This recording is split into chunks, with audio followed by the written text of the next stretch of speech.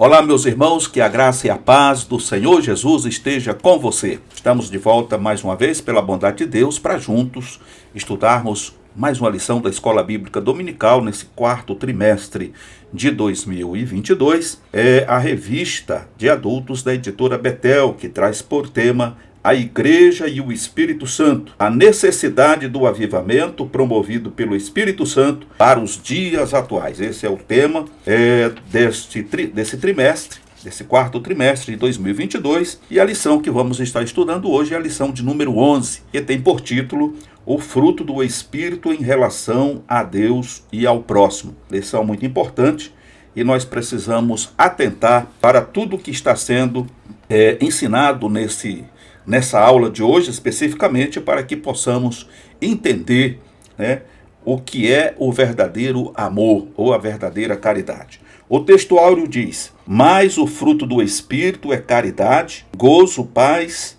longanimidade, benignidade, bondade, fé, mansidão, temperança, conforme registra Gálatas capítulo 5. E verso 22. A verdade aplicada diz ainda que é fundamental após a conversão andar em espírito para vencer as inclinações da natureza pecaminosa e manifestar o fruto do Espírito no dia a dia. Ou seja, é fundamental após a conversão andar em espírito para vencer as inclinações da natureza pecaminosa e manifestar o fruto do Espírito no dia a dia. Nós vemos aqui que um dos maiores inimigos, se assim podemos dizer, é a nossa natureza carnal, ou a natureza pecaminosa, porque ela é alimentada pelo orgulho, pelo egocentrismo. Ela é alimentada pela inveja, ela é alimentada por uma série de coisas que não é bom para o cristão. E aqui o comentarista, na verdade prática, ele vem colocando aqui que é fundamental que após a conversão, o novo convertido ou crente, esse irmão, essa irmã, ela seja instruída, e para que ela possa começar a andar em espírito, para poder vencer, sem dúvida alguma, as inclinações dessa natureza pecaminosa que tem dominado tantas pessoas, e muitas vezes fazendo com que essas pessoas que se dizem cristãs, muitas vezes pratiquem coisas que o ímpio não praticaria. É lamentável ter que admitir isso, mas geralmente a gente tem visto isso e não é um caso pontual, são coisas que a gente tem visto aí no seio da igreja. As pessoas estão preocupadas consigo mesma. Então, se eu tenho, o resto é resto. É como diz um velho provérbio ou velho adágio popular, cada um por si e Deus por todos. E nós vamos ver através desta aula de hoje que não é bem assim que Deus espera de nós. Ok, meus queridos irmãos? Nós temos aqui, na aula de hoje, nós temos esses 3 objetivos, que o primeiro é apresentar a importância do fruto do Espírito. Segundo, expor a necessidade de produzirmos fruto. E terceiro, compreender que devemos frutificar em toda boa obra. Então, esses são os 3 pontos fundamentais que nós vamos estar estudando hoje através desta lição. Apresentar a importância do fruto do Espírito, ele é importante, tá? Segundo, precisamos conhecer ou expor a necessidade, que temos de produzir o fruto, é necessário produzir o fruto. E em terceiro, precisamos frutificar em toda boa obra. Não tem como frutificar numa obra má, mas em toda boa obra nós devemos e podemos frutificar para a glória de Deus.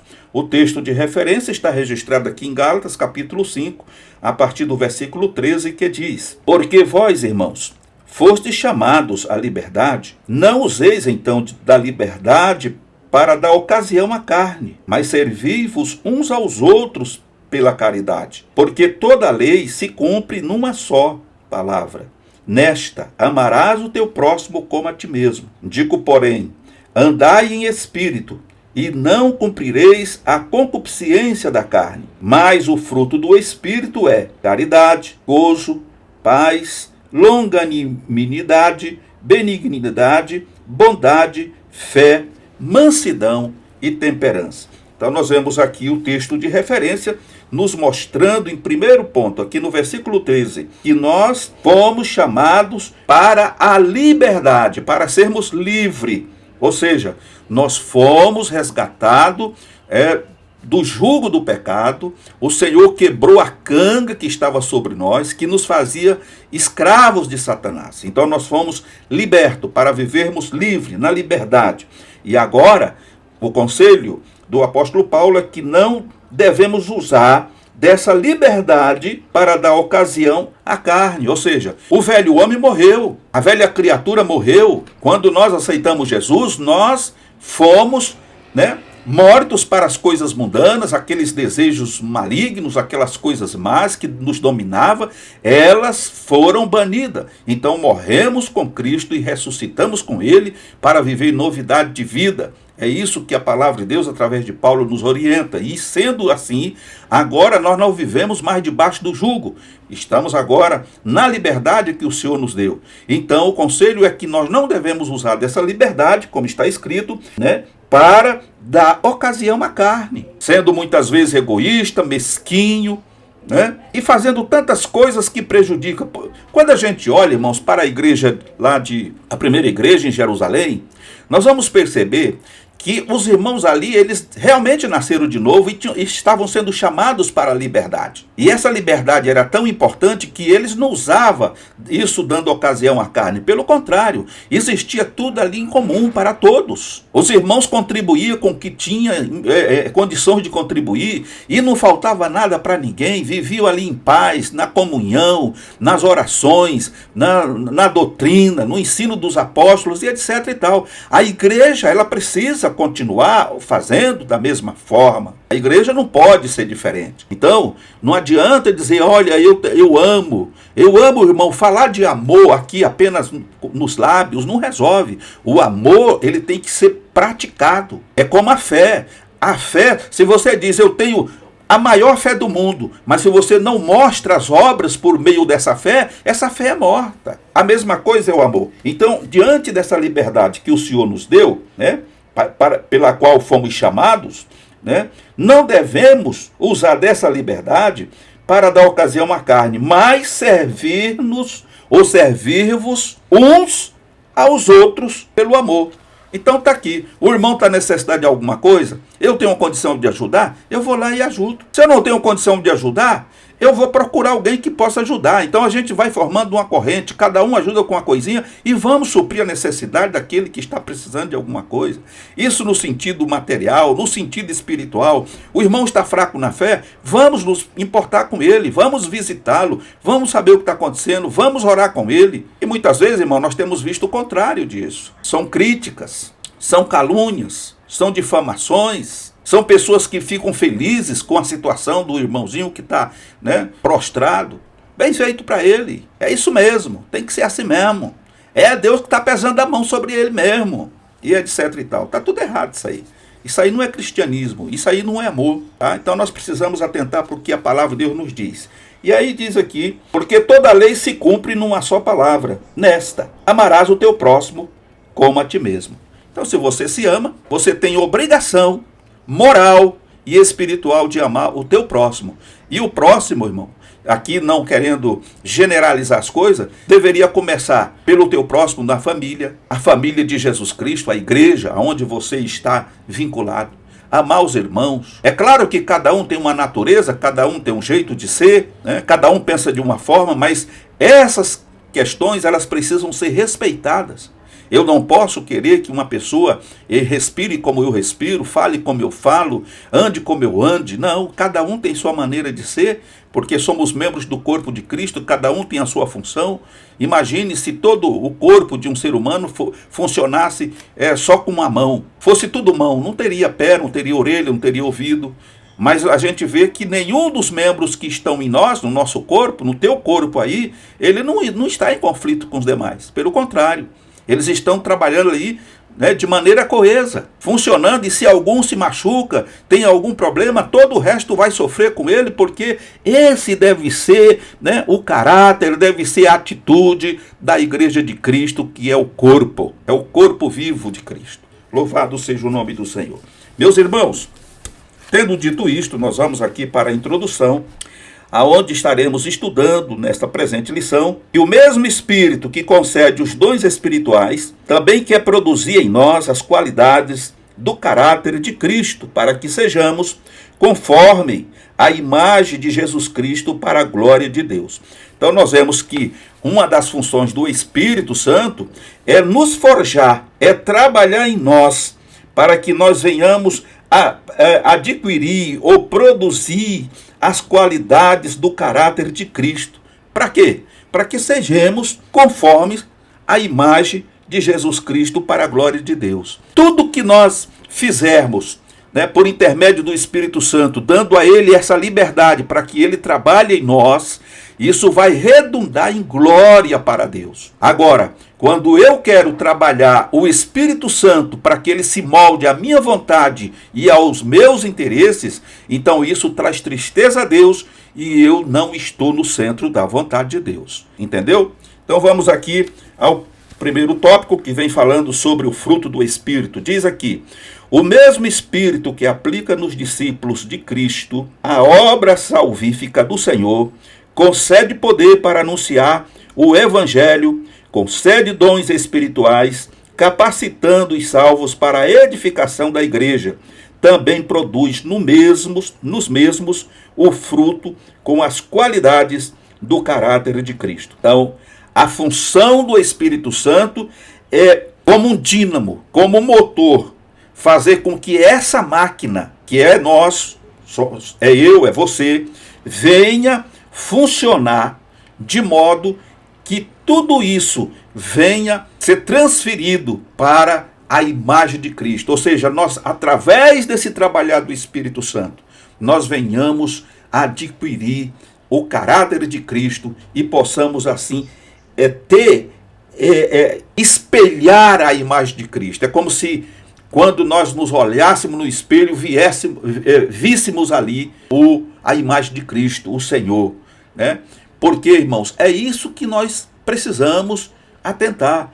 Nós precisamos nos tornar uma só massa com o Senhor Jesus. Não foi à toa que Jesus, lá no capítulo 17 de João, ele faz uma oração a Deus, ao Pai, e um dos desejos deles ali foi pedir que o desejo dele era que nós, igreja, fôssemos um com ele, como ele era um com o Pai. Se você ler lá, capítulo 17 de João, você vai entender isso melhor, naquela oração que o Senhor Jesus fez ali.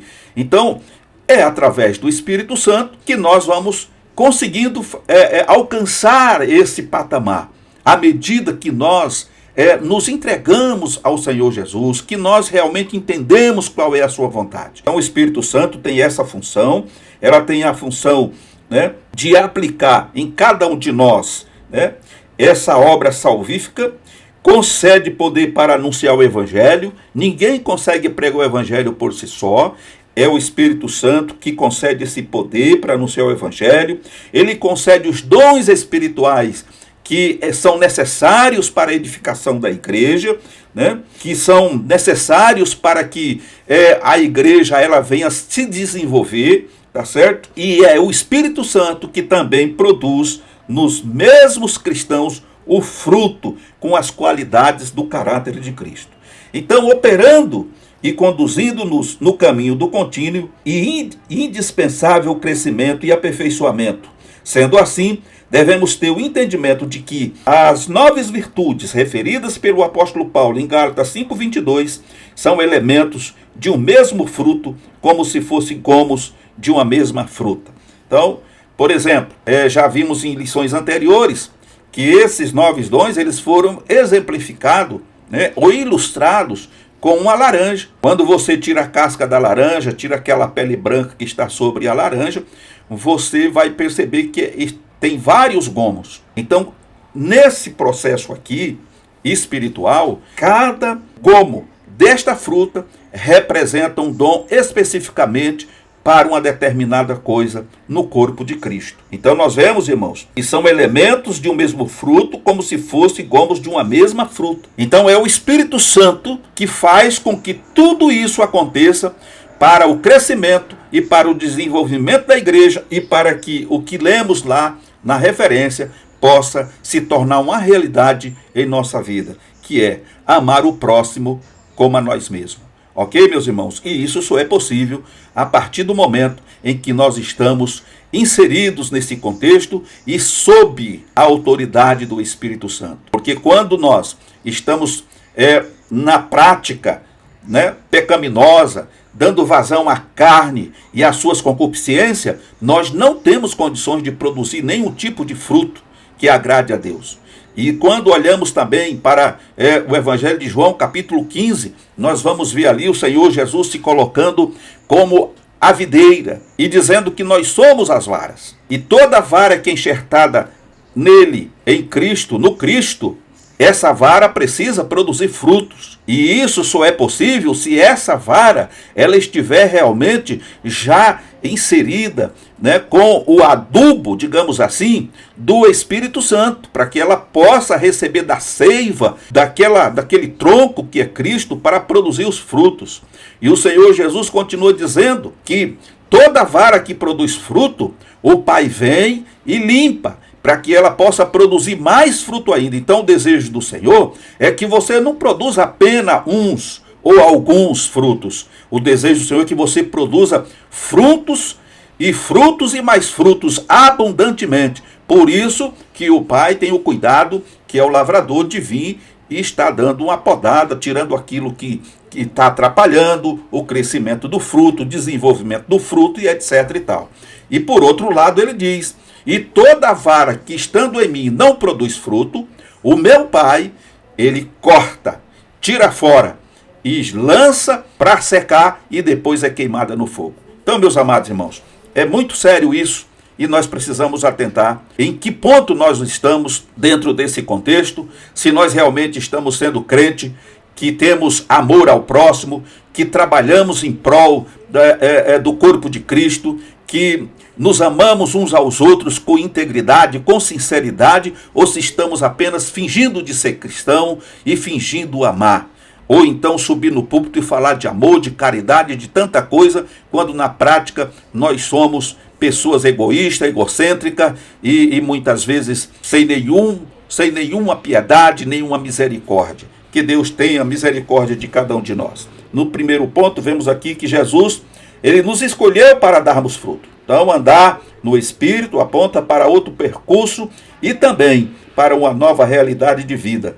Esta nova direção nos faz despir-nos dos velhos hábitos e assumirmos a condição de filhos de Deus para darmos frutos. Conforme eu já citei aqui, João 15,16. Sendo esses frutos resultados da atuação do Espírito Santo na vida daquele que se entrega a Deus. Afinal, Jesus espera que nós, seus discípulos, sejamos frutíferos para o reino de Deus, conforme capítulo 15 de João, versículo 4 a 5, que nós já citamos. No segundo ponto, o fruto do Espírito nos faz parecidos com Cristo. É o que nós falamos a princípio aqui. Quanto mais nós absorvemos aquilo que o Senhor tem através do Espírito Santo, nós vamos nos amalgamando. Amalgamar é tornar-se uma só massa. E esse é o desejo do Senhor Jesus, que nós sejamos parecidos com Ele. E vamos refletindo a sua imagem dia a dia, dia após dia, e vamos nos aperfeiçoando em Cristo até sermos 100% um com Ele. Esse é o desejo do Senhor Jesus. Pois diz aqui que o fruto do Espírito é a demonstração, o fruto do Espírito é a demonstração do Espírito na vida do crente. O apóstolo Paulo, em sua carta aos Gálatas, apresenta o fruto do Espírito individualmente. Entretanto, o apóstolo relaciona 9 virtudes que auxiliam os crentes a serem parecidos com Cristo. Nessa perspectiva, os crentes parecidos com Jesus devem ser notados em seu modo de viver, através da evidência do fruto do Espírito em suas obras e comportamento. Devemos nos lembrar de que o caráter e as ações de Cristo são o exemplo de santidade que Deus deseja implantar na vida do crente, através da atuação do Espírito Santo. Então, nós vemos aqui, meus amados irmãos, nesse ponto e nessa perspectiva, os crentes parecidos com Jesus devem ser notados em seu modo, em seu modo de viver, através da evidência do fruto do Espírito em suas obras e comportamento. Então não adianta, muitas das vezes, você ter dupla personalidade. Você tem que assumir uma personalidade. Não dá para ter duas.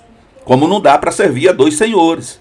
Então veja, na igreja você tem uma personalidade. Lá no templo, melhor dizendo. Porque a igreja somos todos nós. Eu, você e todos quanto têm aceitado Jesus como Salvador. Mas lá no templo você tem uma personalidade de uma pessoa, muitas vezes, aparentemente, que aparenta ser simples, humilde, espiritual, muito crente, muito santo, mas quando você está fora daquele ambiente, você assume uma outra personalidade. Já não é mais nada daquilo. Então isso é perigoso, irmão, porque o Senhor Jesus, ele espera que nós sejamos 100%, cristão, que nós sejamos ramos ou varas enxertado nele, que realmente produza fruto. Veja que não é possível você fazer um enxerto de limão num pé de maçã e ele produzir limão. A partir do momento que você enxerta um galho de uma fruta ou de alguma coisa num outro tronco, ele vai continuar produzindo aquilo que o tronco está determinando a fazer. Se vai sair meio laranja, meio limão, eu não sei, mas as características que aquele ramo vai receber é da seiva daquele tronco. Então, se Jesus, ele sendo o tronco e nós enxertado nele, devemos produzir fruto, nós não vamos produzir jambuzeiro brabo. Não é isso que está registrado? Nós éramos jambuzeiro brabo. Mas agora nós não somos mais. Esse ramo de jambuzeiro, ele foi enxertado na videira. E a partir de agora ele vai estar recebendo a seiva da videira. E como essa seiva, ela é original, ela não é uma imitação e nem é falsificada, automaticamente esse ramo que outrora produziu um fruto mau, vai começar a produzir fruto bom. Então, essa metamorfose, essa mudança, ela só é possível na vida do ser humano através do Espírito Santo. Eu acredito que você está entendendo o que eu estou dizendo. Louvado seja o nome do Senhor Jesus. No terceiro ponto, o apóstolo Paulo deu ênfase ao fruto do Espírito, porque em contraste com as obras da carne, Paulo expõe que o fruto do Espírito é a implicação natural de uma ação de amadurecimento na vida do crente.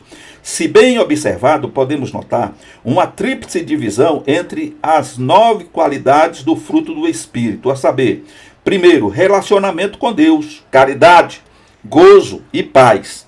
Segundo, relacionamento com os outros, longanimidade, benignidade e bondade.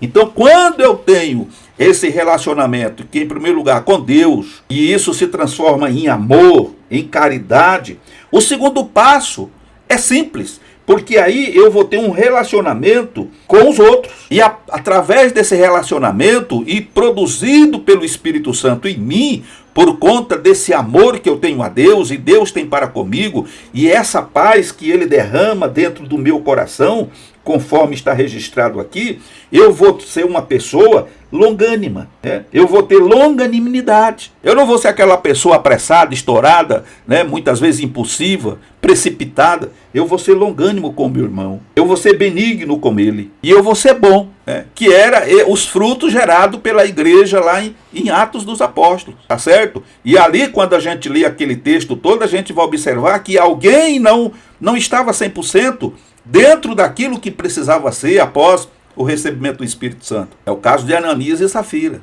Ali traz um pouco de exemplo para nós. Quando você está mergulhado no amor de Deus e você desfruta do que está escrito aqui, essa caridade, ela produz, que é o fruto do Espírito, relacionamento com Deus. Quando você tem um verdadeiro relacionamento com Deus, você passa a ter. E esse amor, ele vai trazer o que para você? Gozo e paz. Dentro desse processo, desse gozo e dessa paz que você passa a usufruir, vinda da parte de Deus, ele vai te abrir a porta para os relacionamentos com os outros. Você passa a entender a necessidade das outras pessoas. Se cumpre o que está na referência que lemos, e aí você passa a amar ao próximo como a ti mesmo, tendo esse cuidado de ser longânimo, de ser benigno e de ser bom. Esse relacionamento consigo mesmo, você passa a ter um relacionamento consigo mesmo, por meio do quê? Da fé. Você passa a ser uma pessoa que passa a ter mais fé. Você passa a ser uma pessoa mansa, a ser uma pessoa mansa. A mansidão, ela vai imperar na tua vida. Então, tudo aquilo que era contrário à vontade de Deus e que desagradava a Deus, isso vai ser mudado. Você vai passar a ter fé, você vai ser uma pessoa mansa, você vai ser uma pessoa com temperança ou temperado, você não vai, entrar numa canoa furada, você não vai embarcar em qualquer coisa, você vai ser uma pessoa que vai ter temperança, você vai ter raciocínio, você vai ter sobriedade para poder analisar as coisas, julgar as coisas de maneira coerente dentro da vontade do Espírito Santo. Louvado seja o nome do Senhor. E isso é importante, irmãos. Isso chama de maturidade. A maturidade cristã, ela só acontece quando nós, de fato, nos entregamos 100% ao Senhor e damos essa liberdade para o Espírito Santo trabalhar em nossas vidas. Através do estudo bíblico, através da oração, do jejum, o Senhor vai nos aperfeiçoando, o Senhor vai trabalhando em nós, Ele vai nos dando condições para que nós venhamos ter essa verdadeira comunhão com Deus e com o nosso próximo, valorizando assim os demais membros que fazem parte do corpo de Cristo. Louvado seja o nome do Senhor. Então, como filhos de Deus, necessitamos fazer uso de todas as virtudes concedidas por Deus para que o Espírito Santo produza seu fruto em nós, em nossa vida. No segundo tópico, nós temos aqui um assunto sobre o nosso relacionamento com Deus. E aqui na tríade da divisão das 9 virtudes do fruto do Espírito, a primeira é o nosso relacionamento com Deus, composto por caridade, gozo e paz. Justifica-se assim que o Espírito Santo coloca o amor de Deus em nossos corações, a alegria dele em nossa alma e a paz que emana dos céus em nossa mente. Então, quer dizer, quando nós aceitamos Jesus como Salvador, ou procuramos ter um relacionamento verdadeiro com Deus, essas 3 coisas acontecem. Tá? Então, isso é tão profundo, irmãos, que quando Paulo diz que ele já não vive, mas Cristo vive nele, dá para a gente ter uma noção do que é você viver na terra, com os olhos no céu, com a mente no céu, e enfim, gozando o céu em meio aos sofrimentos. Porque quando a gente analisa a história de Paulo, como dos demais apóstolos de Jesus, a gente vai ver que eles não tiveram nenhuma moleza, não. Como se costuma dizer, não foi nem um melzinho na chupeta, não. Eles sofreram agruras, tantas coisas. Mas Paulo, ele nunca deixa transpassar uma palavra de desânimo, de descrença, de falta de fé. Não, pelo contrário, a gente vê sempre Paulo motivando as pessoas a prosseguir, a caminhar, incentivando, mostrando as qualidades daquele que serve a Deus e daquele que não serve, enfim, ao ponto de dizer aquilo que eu já citei. Eu já não vivo, mas Cristo vive em mim. Então isso é prova de que não é impossível. É possível viver uma vida de acordo com a vontade de Deus, sim, embasado no Evangelho e sob os auspícios e a autoridade do Espírito Santo. Então nós vemos aqui, no primeiro ponto, que o amor é a maior de todas as virtudes. O amor como fruto, além do amor ao próximo, como expandido em 1 Coríntios 13, também precisa incluir o amor a Deus, porquanto sem este a vida espiritual não terá sentido nem fruição. Entendemos que o amor aparece em primeiro lugar na relação das virtudes, pois nenhuma das outras virtudes do fruto do Espírito é possível sem o amor. O amor abre as vias para todos os outros frutos vindouros. Como podemos desfrutar de paz, alegria, sem nos emergirmos de amor? Assim podemos dizer que o amor é a maior de todas as virtudes, pois todas as outras particularidades do fruto do Espírito estão, de certa maneira, ligadas a essa virtude. A feliz impressão que nos dá é que o crente que possui essa virtude tem os seus passos dirigidos pelo Espírito Santo. Então, quando nós mergulhamos nesse amor de Deus, nós passamos a ter essa feliz, ou as pessoas que estão em volta vai ter a feliz impressão, essa pessoa ou esse crente, esse irmão, essa irmã possui a virtude do Espírito Santo e é dirigido por ele. Louvado seja o nome do Senhor Jesus. Então, o amor, ele é a chave que abre para todos os outros dons ou todos os outros frutos que nós precisamos produzir em nossa vida. Precisamos amar a nós mesmos e aos outros. E o texto diz, devemos amar o próximo como a nós mesmos. Então, se eu me amo, eu preciso amar o próximo, preciso ajudar o próximo, preciso estar do lado, porque, afinal de contas, irmão, nós estamos falando do corpo de Cristo. E nós não podemos ser um corpo dividido. E no céu não vai ter corpo dividido. O Senhor Jesus disse uma determinada feita que uma casa dividida não prospera. Ou todo mundo está unido para uma determinada função, para executar uma determinada obra, ou então não vai dar nada que presta, porque uma casa dividida não prospera. Louvado seja o nome do Senhor. Segundo ponto, o gozo, ele traz a alegria que emana de Deus. A palavra grega, chara, que traduzimos por gozo, satisfação ou alegria, este termo bíblico não constitui uma alegria originária das coisas terrenas, todavia, do correto relacionamento com Deus. Paulo nos adverte que devemos nos alegrar no Senhor, conforme registra Filipenses capítulo 4, verso 4. Segundo, essa virtude pode ser traduzida como ficar extremamente contente. Só desfruta desta virtude aquele que tem intimidade com Cristo, já que este fruto é despontado na vida do crente de modo sobrenatural. É algo que depende das circunstâncias. O gozo de viver nas mãos de Deus garante uma satisfação eterna. Então, preste atenção que, como eu falei agora há pouco sobre a questão da dupla personalidade, tem muita gente que tem facilidade de demonstrar, né, felicidade, alegria, né, mas na verdade aquela pessoa está só fingindo. Então o texto está nos mostrando aqui, né, através de Filipenses capítulo 4, verso 4, né, segundo escreveu Strong, que essa virtude pode ser traduzida como ficar extremamente contente. E só desfruta dessa virtude aquele que tem intimidade com Cristo, vírgula, já que este fruto é despontado na vida do crente de modo sobrenatural. Então eu não consigo fingir, eu posso fingir, mas eu não consigo permanecer para sempre, eternamente, né? Demonstrando esse gozo, essa alegria. E aí o que acontece aqui? Conforme está escrito, é algo que independe das circunstâncias. Ou seja, eu posso por um momento conseguir algo e depois eu volto a ser o que eu sempre fui. Mas quando esse gozo de viver nas mãos de Deus garante uma satisfação eterna. Então, quando eu me coloco nas mãos de Deus, quando eu faço a vontade de Deus, quando você faz a vontade de Deus, você se coloca nas mãos de Deus, está registrado aqui pelo comentarista, e é isso que acontece, esse gozo de viver nas mãos de Deus vai garantir uma satisfação eterna. Então pode dar chuva de canivete, você vai estar em paz com Deus, sentindo gozo, sentindo alegria.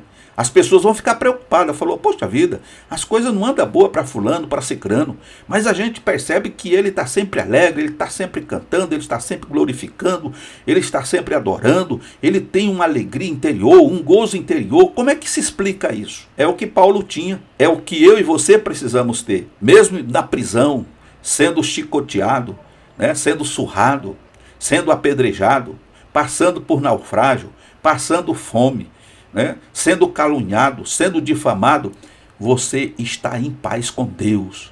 Esse gozo e essa paz, ela reina no seu coração, porque ela não vem das coisas materiais, das coisas físicas desta vida, mas elas vêm do céu, através do Espírito Santo. E só entende isto quem tem plena comunhão com Deus. Louvado seja o nome do Senhor. O terceiro ponto vem falando da paz, que é uma condição necessária para florescermos em união. A paz, ela é algo que o mundo não tem. O mundo, para obter paz, derrama muito sangue. E mesmo de derramar muito sangue, às vezes ainda não consegue a paz. E se consegue uma paz, ela dura muito pouco e começa tudo outra vez. Mas nesse particular aqui, o termo paz tem sua raiz na palavra grega, que é eirené, que significa concórdia, harmonia, reconciliação. Assim, a paz que o fruto do Espírito proporciona está bem distante da paz que o mundo almeja. Essa paz que o Espírito promove no coração do crente faz com que, em meio aos vendavais da vida, ele possa estar em paz. Essa é a paz que excede todo entendimento, segundo o apóstolo Paulo, quando ele escreve em Filipenses capítulo 4, verso 7. Essa paz só é encontrada quando o crente passa a andar pelo Espírito, porque a paz é fruto de uma vida repleta do Espírito.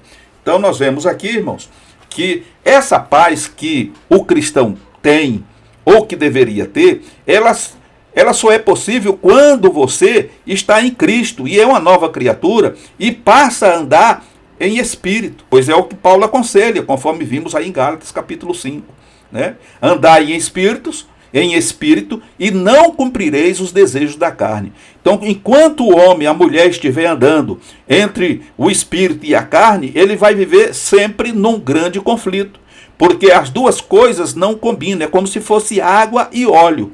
Se você colocar o óleo na água, numa garrafa, fechar a boca e chacoalhar, por alguns segundos, você vai perceber que parece que está tudo misturado, né? Mas a partir de alguns segundos ali, você deixar a garrafa quieta ali no lugar, você vai perceber que vai haver uma separação. A água vai ficar embaixo, o óleo vai ficar na parte de cima. Então isso, ele representa, no meu modo de ver, o que é viver a vida da carne e viver a vida do espírito. Então, viver as duas, você pode ser muito agitado e até parecer que está tudo junto e misturado, mas vai chegar um momento em que as duas coisas vão aparecer, não tem como esconder. Então, ou você anda em espírito para não cumprir o desejo da carne, ou você anda na carne para não cumprir os desejos do Espírito, para não produzir o fruto do Espírito. Para chegarmos aqui à conclusão, nós falamos aqui agora sobre o nosso relacionamento com o próximo, que é importante, e é notório que a ação do Espírito Santo na vida do discípulo de Cristo visa não apenas a edificação e aperfeiçoamento do mesmo, mas que cada discípulo esteja devidamente capacitado para um relacionamento saudável, edificante e abençoador com o próximo. O nosso cuidado com o próximo é uma das virtudes do fruto do Espírito em nós. Sendo assim, é importante que ao lidarmos com o próximo, sejamos longânimos, benignos e bondosos para com todos. Então essa é a temática que nós já falamos ali no início, quando falamos ali da longanimidade, né, que é suportar as contrariedades do próximo. Como eu disse, né, muitas vezes nós queremos moldar uma pessoa conforme a gente. Não é possível. Cada pessoa tem o seu jeito de ser, independente dela ser cristã ou não. Cada uma tem uma maneira de ver, uma maneira de pensar, uma maneira de interpretar. E nós precisamos respeitar. E muitas vezes o apóstolo Paulo nos orienta, nos diz que nós precisamos, como está dizendo aqui, que nós precisamos ser longânimo, né? E longanimidade, irmãos, é suportar contrariedades do próximo, porque você jamais vai se contrariar, você jamais vai fazer alguma coisa que vai te deixar contrariado, mas as pessoas vão te contrariar, as pessoas vão muitas vezes fazer coisas que você vai ficar triste, vai ficar chateado, e muitas das vezes o desejo é você chutar o pau da barraca, é botar aquela pessoa para longe de você, olha, eu não quero saber de você não, e aí é onde entra esse fruto, o fruto do amor, que é a longanimidade, o amor ao próximo, é suportar, é ser paciente, né? E em outras palavras, muitas vezes, irmão, nós precisamos colocar brasa na cabeça daquela pessoa. Mas de que maneira? Né? A pessoa faz o mal para você, mas no momento em que ela necessita e ela vem te pedir ajuda, você faz com amor, faz com carinho, mas sem lançar em rosto. Vai chegar um momento que Deus vai tocar no coração dela e vai dizer assim, poxa vida, eu só faço mal para essa pessoa e quando eu preciso ele sempre está disposto a me ajudar. Por que será isso? Será que não é eu que estou sendo ruim? Ou será que é só eu que estou vendo coisa ruim nele? Que eu não gosto dele? E será que isso vem de Deus? Então, a longanimidade, ela abarca um monte de coisa, irmãos, que nós não temos tempo de falarmos aqui. Temos aqui a benignidade. A benignidade nada mais é do que o amor mostrado através da compaixão, né? É você ser benigno com alguém. Você vê alguém passando por necessidade, seja ela qual for, né? Às vezes passando fome, nu, doente, precisando de médico, precisando de medicamento, e você se tornar uma pessoa benigna e demonstrar por aquela pessoa compaixão, ajudá-la, né? Sem tocar trombeta, porque o segredo da vitória, irmãos, é esse. Não é você falar, olha, tá vendo aquele irmãozinho ali, aquela irmãzinha ali? Aquela roupa lá que ela tá usando ficou bem nela. Sabe de quem que era aquela roupa? Aquele vestido lá era meu. Fui eu que dei para ela. Coitado, não tinha um vestido para vestir. Olha como aquele sapato ficou bonito do irmão. Olha, aquele sapato lá era meu. O irmão estava andando descalço, o sapato estava furado. Dei o sapato para ele, mas coube que nem uma luva, olha só. Não é isso não, irmão. Você foi tocado pelo Senhor para ajudar alguém, ajude, faça a sua parte, mas não toque trombeta, porque está escrito, irmãos, que até um copo de água que você der para alguém na qualidade de discípulo de Jesus, não ficará sem a sua recompensa. Louvado seja o nome do Senhor. Por outro lado, temos aqui a bondade. A bondade é a destreza do amor. Então, você, por um lado, você é longânimo, ou seja, você é paciente. Segundo, você é compassivo, você tem compaixão, procura ajudar. E em terceiro, você é bom. Você não é uma pessoa ruim, você uma pessoa que está sempre aberta em ajudar na medida das suas forças, porque o Senhor também não aceita que você faça algo além daquilo que você pode fazer, pois está escrito que tudo que vier à tua mão para fazer, faça segundo as tuas forças. Tem que ser bem feito, sim, mas segundo as tuas forças, tá? E Deus não aceita sacrifício de tolo, ok, meu querido?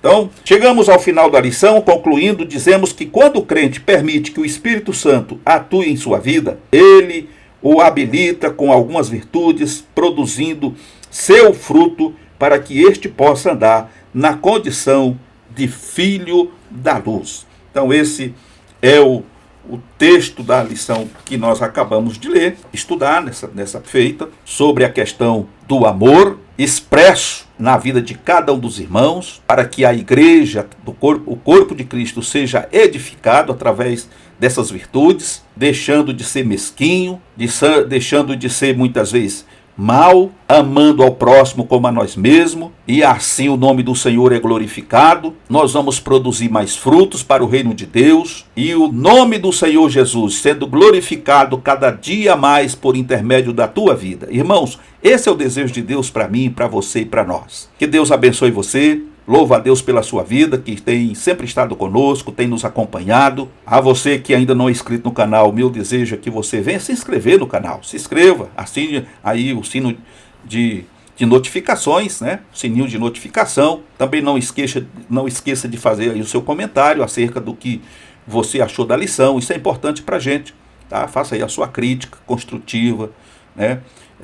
Se você gostou, não gostou, dê o seu like, gostei, ou se não gostei, deixe o seu like também. E isso nos ajuda a entender, né, o posicionamento de cada irmão, e respeitamos cada opinião. E o nosso intuito aqui não é ser a voz da verdade, mas é poder aprender com cada um de vós. Então, não esqueça de estar compartilhando aí o seu comentário, tá certo? Faça o seu comentário, compartilhe essas aulas, para que o YouTube possa mandar para outras pessoas.